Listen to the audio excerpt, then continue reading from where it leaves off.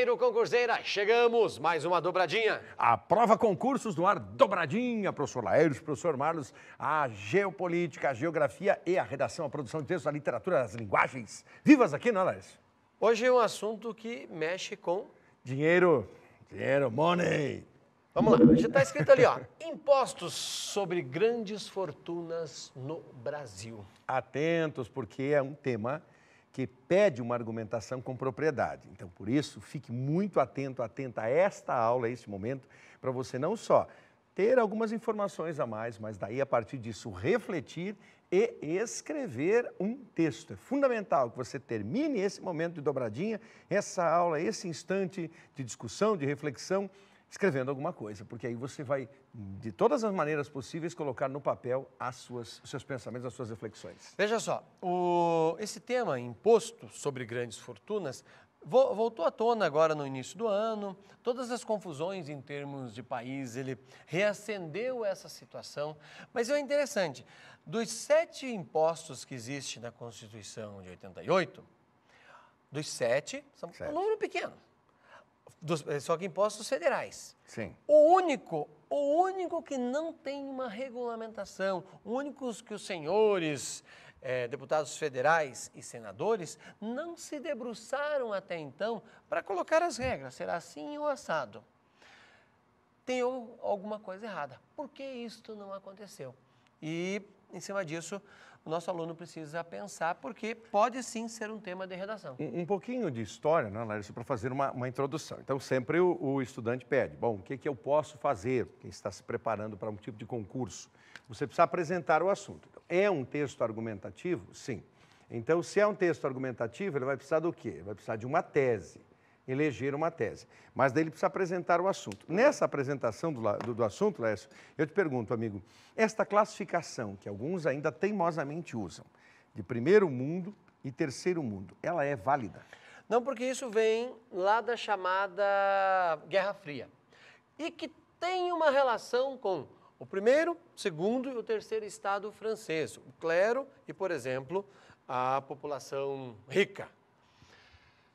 Isso perdeu a força nos últimos tempos porque acabou a Guerra Fria, então deixou de existir primeiro, segundo e terceiro mundo. Ou seja, existem países pobres, países ricos e, abre aspas aí, os chamados países em desenvolvimento. Sim. Se é que eles estão se desenvolvendo. Se é que realmente existe isso que nós podemos classificar de países em desenvolvimento. Essa frase aí, esse termo, ao longo do tempo vai se confirmar ou não.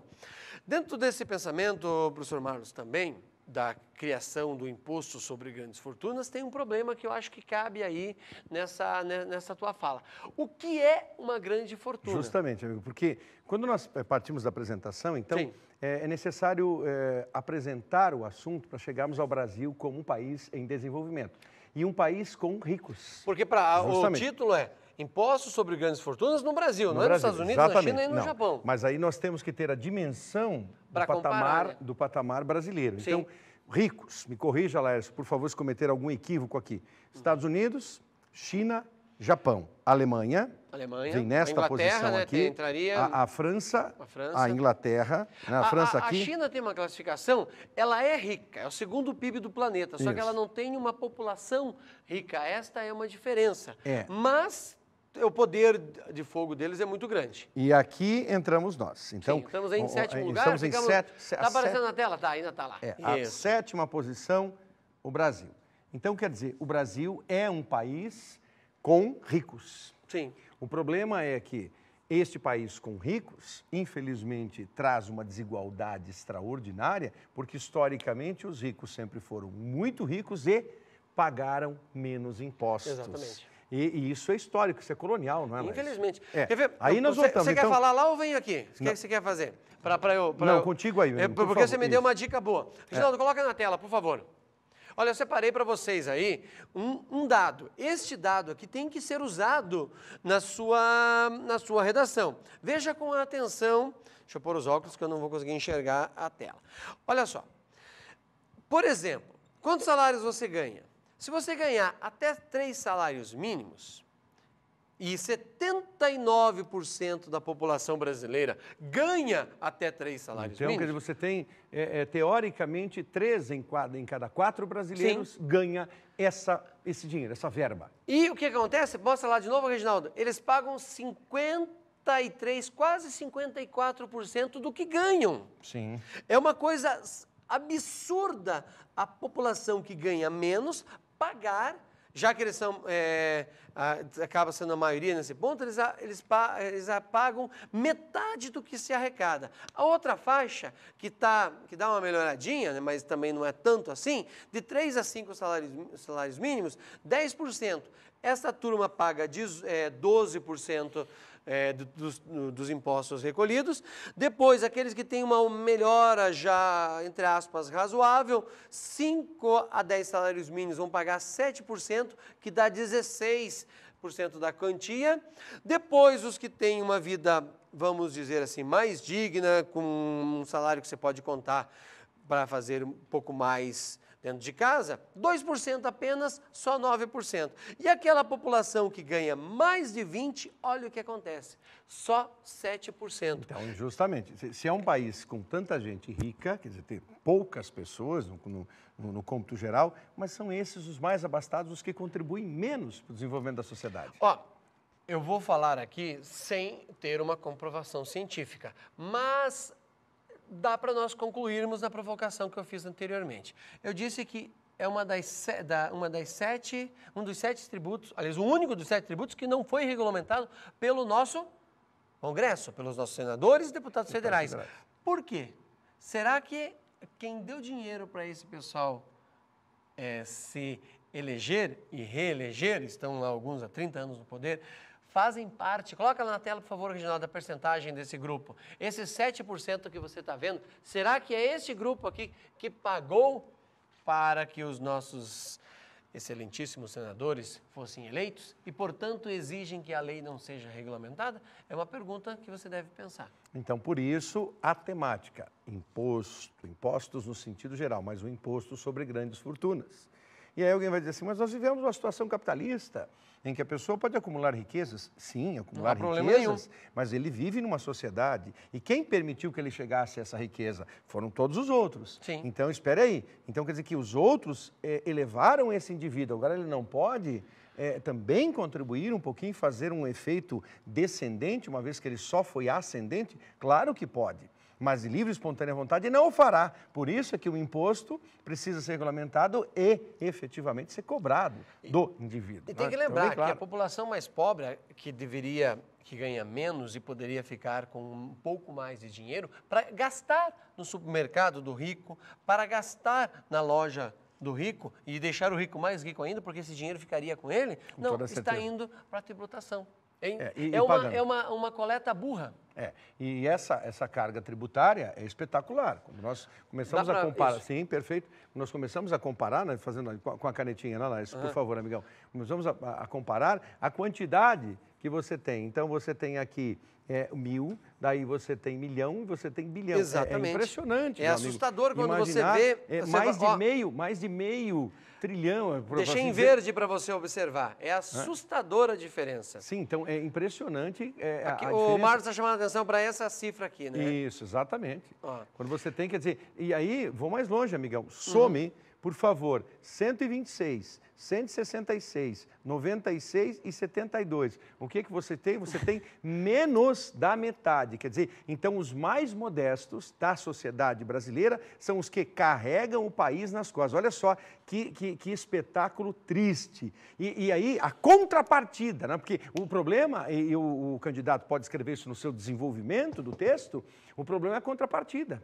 Como assim a contrapartida? Paga esse imposto exorbitante, paga mais do que todos os outros juntos, do que todos os outros que estão reunidos. E a contrapartida? Onde é que está? Então, aí vem simples. Onde está esse dinheiro retornando para a melhoria dos postos de saúde e dos hospitais públicos? Onde está isso para trabalhar em favor de uma educação de maior e de melhor qualidade na rede pública? Onde está isso para favorecer a habitação com taxas e financiamentos aos menos favorecidos? Onde está isso para facilitar o subsídio que se se pode ter em algum tipo de transporte. Então, você tem saúde, educação, habitação e transportes sempre onerados pela carga tributária, ainda mais porque o trabalhador sofre em função disso. E nós poderíamos elencar uma série de outras coisas aqui, não é, Laércio? Então, é para ficar indignado?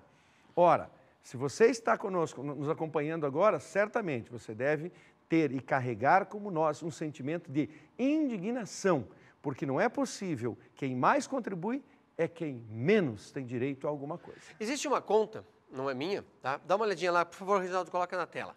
Impostos sobre grandes fortunas poderiam render 100 bilhões por ano, que poderia ser investido aí nesses mesmos itens então, que você só citou isso, lá. 100 bilhões é o investimento que se imagina para uma educação que levaria o país a um nível muito bom, se esse dinheiro, claro, não só o dinheiro, mas o seu investimento fosse muito bem controlado. Mas 100 bilhões revolucionariam a educação brasileira. Entenda, não é tirar do rico, é fazer com que o pobre pague menos tributação, mas na sequência esse chamado pobre vai gastar novamente no supermercado, na loja, fazer a economia. Voltará este dinheiro para... Porque quem é o dono dos meios de produção? São os ricos, não é o pobre, automaticamente. Voltará para este rico e ele ficará mais rico ainda. Não estamos aqui falando para adotarmos uma postura comunista.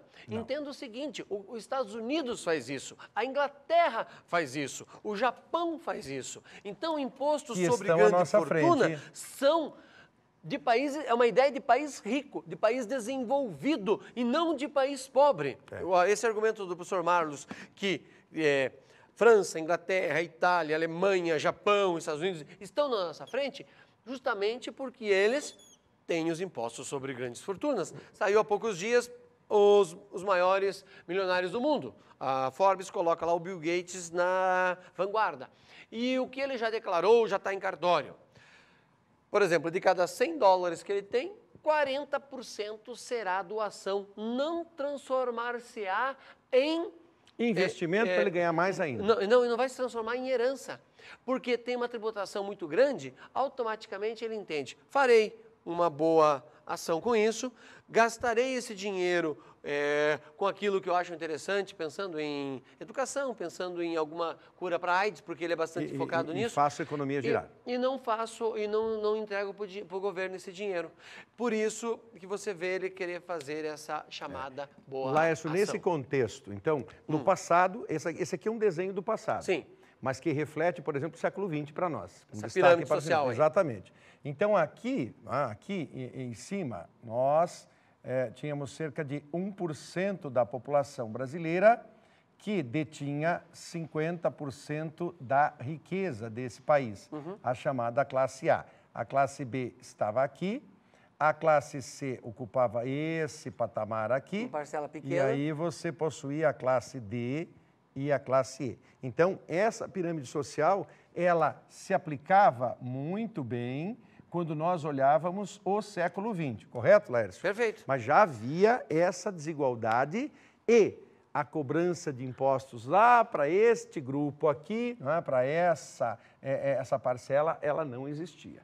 Agora, o que pode acontecer com a reformulação desse desenho, aí sim o Congresso Nacional modificar. Então, tchau para a pirâmide social, para conhecimento seu, mas ela já não funciona mais. O que nós temos hoje, segundo alguns economistas, quando eles estudam exatamente como o Brasil funciona, eles compreendem que hoje, perdoe o desenho aqui, não é, Laércio, mas eles têm o quê?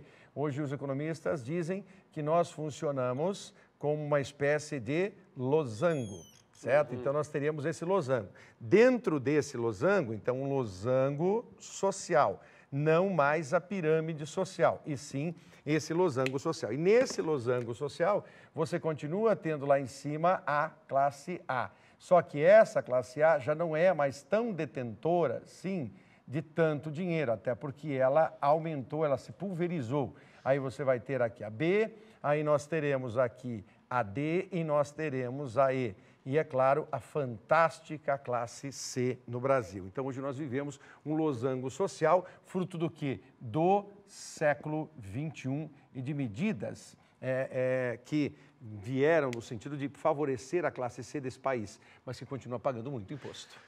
Coloca na tela, por favor, Reginaldo. Esse assunto foi bastante... foi retomado por causa deste livro aqui, tá? Capital no século XXI. O Thomas, me perdoem a pronúncia aí, né? Mas para mim parece ser francês, não entendi se a pronúncia seria para francês. Piketty, Thomas Piketty, é o professor que vai argumentar e tem causado bastante polêmica dizendo, olha, não dá para o capital ficar da forma que está, concentrado na mão de poucos. Ele precisa ser pulverizado para que ele possa aumentar, inclusive, para esses poucos. Esta ganância de só você concentrar, de poucos guardarem para si, não tem dado resultado.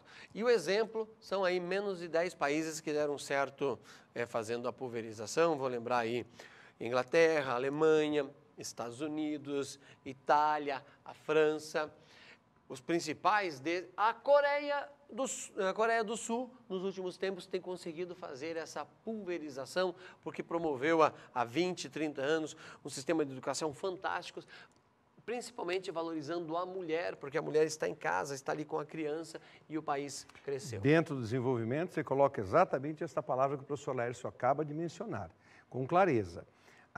Quando houve a fragmentação das Coreias, a guerra e tudo mais, a Coreia do Sul arrasada, destruída, foi derrotada, acabada. Aí uma decisão só, ruínas. Queremos nos erguer. Como? Tudo em educação. Não, tudo em educação. Não, tudo em educação. Alguém disse, vem, que é comigo. Quero que os meus herdeiros tenham um país melhor, só em educação. E a Coreia do Sul foi avançando década após década para se transformar em mais do que um tigre asiático, em alguém poderoso mesmo que consegue ditar uma série de situações. Não, isso se reflete, lembra quando saiu o primeiro Sportage? Lá há 20 anos. Exatamente. Ninguém queria o Sportage. Um carro coreano, as pessoas olhavam com desconfiança. Hoje é um dos carros mais cobiçados. Por quê? Sem dúvida. A meninada que queria ser engenheiro mecânico, você quer ser engenheiro mecânico? Tem 17, 18 anos, desmonta e monta esse motor aqui várias vezes, invente outro. Você quer ser designer? Vem cá, pegue faça um desenho para esse motor aqui. E está aí, citei o Sportage como um exemplo, mas a Samsung, a quantidade de aparelhos eletrônicos que os coreanos conseguem desenvolver, por quê? Ensino. Perfeito. E nesse sentido, nosso texto aqui, o esqueleto dele.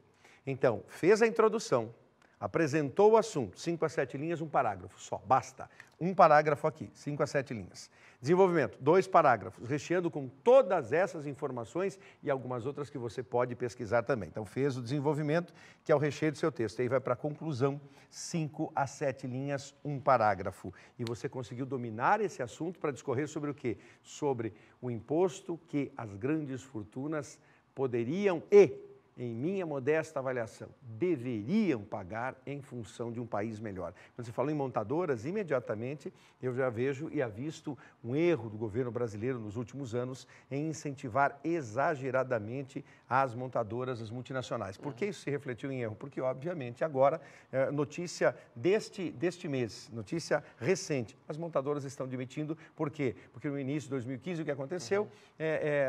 As vendas diminuíram. Por que as vendas diminuíram? Porque eles não param de querer ganhar. Então é uma indústria que sempre quer ganhar. A ganância é muito grande. Não é uma indústria que quer empatar nunca. É sempre vencer, sempre os 3 pontos se fosse um campeonato de futebol. Então, ou um arremesso atrás da linha de lance de 3 pontos. Nunca quer empatar nem perder. E aí você faz o quê? Como os carros estão vendendo pouco, o que você faz? Você demite funcionário. Mas o governo não havia incentivado durante os últimos anos, incentivou em 2012, incentivou em 2013, incentivou em 2014 a indústria automobilística exatamente para evitar as demissões. Aí na primeira ameaça, na primeira balançada, o que a indústria faz? Pode demitir. E demite para valer mesmo, porque na espera de o governo dar outra benesse, para a indústria ganhar mais ainda e fazer mais dinheiro e os ricos ficarem com mais grana para não devolver à sociedade. Que ciclo, esse não é um ciclo virtuoso, esse é o ciclo vicioso do mal. Exatamente. Assunto extremamente relevante, fique atento. Você deve prestar atenção nisso e participar como cidadão. Temos que melhorar esse país e esta é uma chance, tá certo? Vamos lá então? Valeu, Grande abraço Lércio. a todos. Dobradinha no ar, 100%. Até a próxima. Abraço, até mais.